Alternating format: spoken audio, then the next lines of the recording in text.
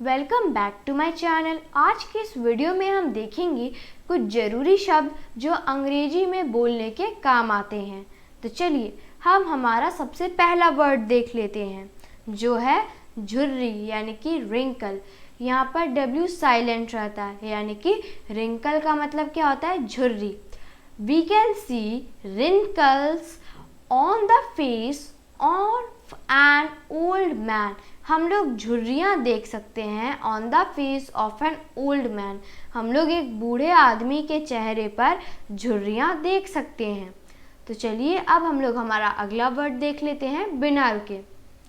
Worthless यानी कि बेकार या फिर कह सकते हैं जिसका कोई मोल नहीं हो। वर्थलेस का मतलब अभी आप डायरेक्ट बेकार ही समझिए, क्योंकि जिसका कोई मोल नहीं हो ये थोड़ा ज़्यादा लंबा हो जाता है, लेकिन अगर आप इसे भी याद कर लेते हैं तब तो बहुत अच्छी बात है। इट इज़ वर्थलेस यानी कि ये बेकार है। टू गो आउट बाहर जाना, picnic without any necessary material बिना किसी भी ज़रूरी सामान के पिकनिक पर जाना बिल्कुल बेकार है। अगर आप पिकनिक पर जाने लायक सामान लेंगे ही नहीं तो फिर पिकनिक पर जाने का क्या फ़ायदा। ओके, तो चलिए अब हम लोग हमारा अगला वर्ड देख लेते हैं बिना रुके। बुद्धि, विजडम। विजडम का मतलब क्या होता है, बुद्धि।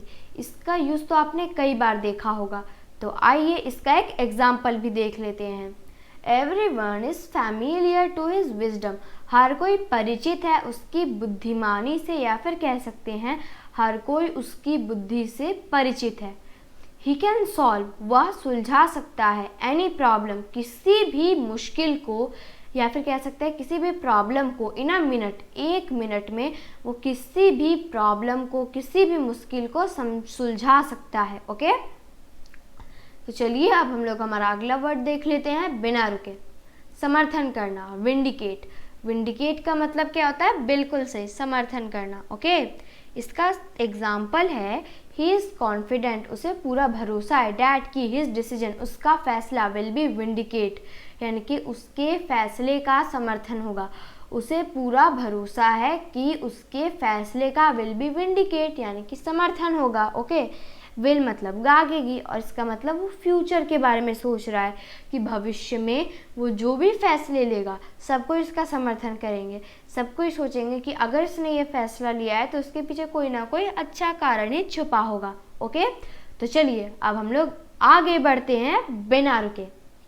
अशांति यानी कि अनरेस्ट। अनरेस्ट का मतलब क्या होता है, बिल्कुल सही, अशांति।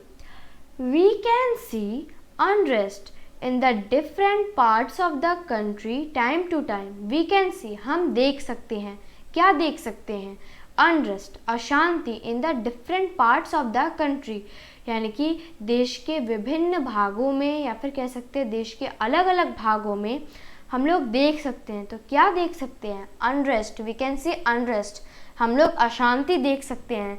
Time to time, time to time इसे एक साथ कहते हैं, ये एक फ्रेज़ है। ओके, यानी कि समय समय पर, टाइम टू टाइम का मतलब क्या होता है, समय समय पर। समय समय पर हम देश के अलग अलग कोनों में, देश के अलग अलग भागों में, या फिर कह सकते हैं देश के अलग अलग हिस्सों में हम लोग अशांति देख सकते हैं। ओके, तो चलिए अब हम लोग बिना रुके आगे बढ़ते हैं। समानता यानी कि यूनिफॉर्मिटी। यूनिफॉर्मिटी का मतलब क्या होता है, समानता। Okay, there is no uniformity in this two jobs यानी कि इन दो नौकरियों में कोई भी समानता नहीं है। जैसे मान लीजिए एक टीचर की नौकरी, एक डॉक्टर की नौकरी, दोनों में कहीं से भी कोई भी चीज़ में मेल नहीं खाती।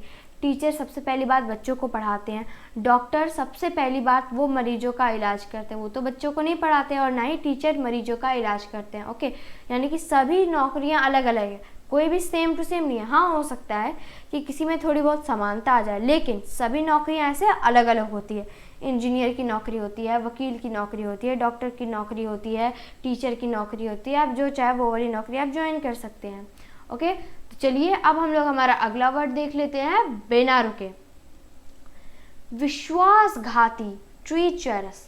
ट्रीचरस का मतलब क्या होता है, विश्वासघाती।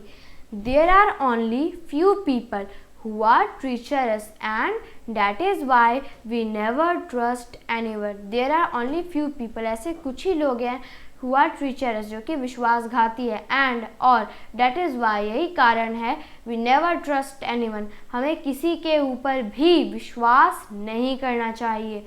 यानी कि यहाँ पे क्या कहना चाह रहा है कि आधे से कम या फिर कह सकते हैं कि आधे से बहुत ज़्यादा लोग विश्वासघाती ही निकलते हैं। जैसे कि अगर आपने मान लीजिए एक घर का ही एग्जाम्पल ले लेते हैं। अगर किसी आदमी ने एक मिस्त्री को कहा कि मैं ज़रा 2 दिन से बाहर जा रहा हूँ, तब तक आप इस घर में अच्छे से प्लास्टर या फिर कह सकते हैं पेंट अच्छे से कर दीजिएगा। लेकिन अगर वो मिस्त्री बोलता है कि नहीं, आप मुझे पैसे दे के जाइए, जब तक आप आएंगे आपको आपका काम मिल जाएगा, और पैसे देने के बाद अगर वो मिस्त्री आया ही नहीं, 2 दिन बाद जब वो मालिक आकर उस घर को देखता है तो उसे तो पता चल जाएगा कि उस मिस्त्री ने उसके साथ विश्वासघात किया है, उसके साथ धोखा किया है। तो ट्रीचरस का मतलब आप विश्वासघाती भी कह सकते हैं और धोखा भी होता है। ओके, लेकिन यहाँ पर क्योंकि विश्वासघाती लिखा है तो आप विश्वासघाती ही समझिए। ओके, तो चलिए अब हम लोग आगे बढ़ते हैं बिना रुके। थकाने वाला यानी कि टीडियस। टीडियस का मतलब क्या होता है? थकाने वाला। Okay, it is tedious work and no one will do it, यानी कि ये बहुत ही ज़्यादा थकाने वाला काम है, एंड और नो वन, कोई भी, विल डू इट, इसे कर पाएगा। ये बहुत ही ज़्यादा थकाने वाला काम है और कोई भी इसे नहीं कर पाएगा। ओके, अगर कोई भी मुश्किल काम होता है, अगर आपके बॉस ने आपको कह दिया कि एक दिन में आपको 6 पेजेस लिखने हैं एक प्रोजेक्ट के ऊपर, तो ये काम क्या हो पाएगा आपसे? हो सकता है किसी किसी से हो जाए, लेकिन जिनका पहली बार एक्सपीरियंस रहा उनके लिए तो ज़रूरी नहीं है कि वो लोग कर पाएँ। ओके, तो यही कह रहा है यहाँ पर कि बहुत ज़्यादा अगर कोई भी थका देने वाला काम है तो ज़रूरी नहीं कि हर कोई उसे कर सकता है। ठीक है, तो चलिए अब हम लोग बिना रुके बिना झुके आगे बढ़ते हैं। सार यानी कि साइनॉप्सिस। साइनॉप्सिस का मतलब क्या होता है? बिल्कुल सही, सार। Nowadays people are so busy that they are only interested in the synopsis, यानी कि कुछ दिनों से people are so busy, लोग बहुत बिजी हैं, that इसलिए they are, वो हैं, only interested यानी कि उन्हें बस इंटरेस्ट लगता है in the synopsis, यानी कि उन्हें बस सार में ही बहुत ज़्यादा इंटरेस्ट होता है, या फिर कह सकते हैं कि उन्हें बस समरी में ही बहुत ज़्यादा इंटरेस्ट होता है। Okay, if you think this video is informative to you, so you can like my video, and to get more such videos you can subscribe my channel. Thank you very much.